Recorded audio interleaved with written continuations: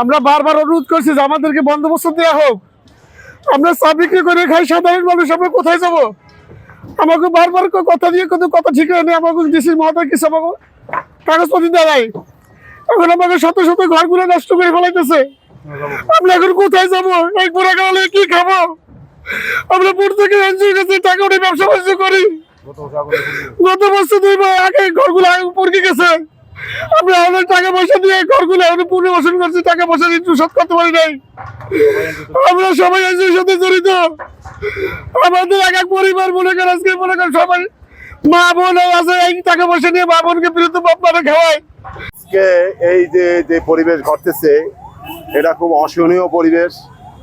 এখানে প্রতিটা এলাকা, প্রতিটি উপজেলা, প্রতিটি এলাকায় যারা অসহায় লোক, তারাই শুধু রাস্তার কাছে ঘর কইরা তারা এই জীবিকা নির্বাহ করে।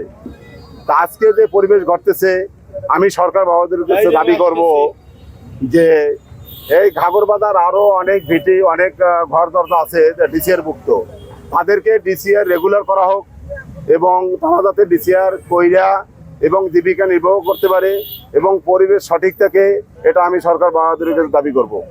এবং আজকে যে ঘটনা ঘটতেছে, এটা যদিও গভর্নমেন্ট তার নিয়মতান্ত্রিকভাবে তার যে অবস্থান সেটা সঠিক রাখার করতেছে, কিন্তু অনেক লোক বেকার হয়ে যাবে। এই বেকারত্ব জীবন, এবং এজন্য অনেক লোক নষ্ট হয়ে, অনেক ছেলেপেলে আছে, তারা এই পরিবেশ অনুযায়ী তারা যখন বেকার হবে তখন উচ্ছৃঙ্খল হয়ে যাবে এবং পরিবেশ বিঘ্নিত ঘটবে। এবং এই ক্ষুদ্র ব্যবসায়ীরা যারা আছে, ওনারা বিভিন্ন এনজিও থেকে, বিভিন্ন ব্যাংক থেকে ওনারা লোন করে দিচ্ছে। একদিকে যেমন ওনারা এইটার জন্য চাপ সৃষ্টি হবে, ভিটাবেরি বিক্রি করে তাদের এই লোন পরিশোধ করতে হবে। এক জায়গায় থার ব্যবস্থা করে দেবো, সরকারের কাছে বিনোদন অনুরোধ জানাতে লাগছে।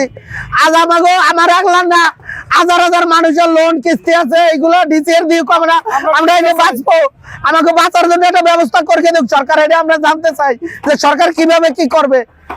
সরকার আমাকে কি মার গেলাম, একবারে গুলিয়ে মার গেলাম, ওদিকে হত্যা করে গেলাইতে মার গেলাইতে, তো আমাকে মার গেলাম না কিসের জন্য, এটা আমরা জানতে চাই। আমাকে একদম মার গেলাম, সবাই গুলি করে গিয়া। আমরা বাঁচতে চাই, বাঁচতে সুস্থ ভাবে, কোনো লোক আমাকে বাঁচতে দেয় না। আজ বাপ মা ভাই বোন, আমার ছোট ছোট বাচ্চারা মাদ্রাসা পড়ে, কেনা খরচ দেবে, এই কথাটা আমি জানতে চাই সরকারের ধরে, যে কেনা দেবে এই খরচের টাকাগুলার।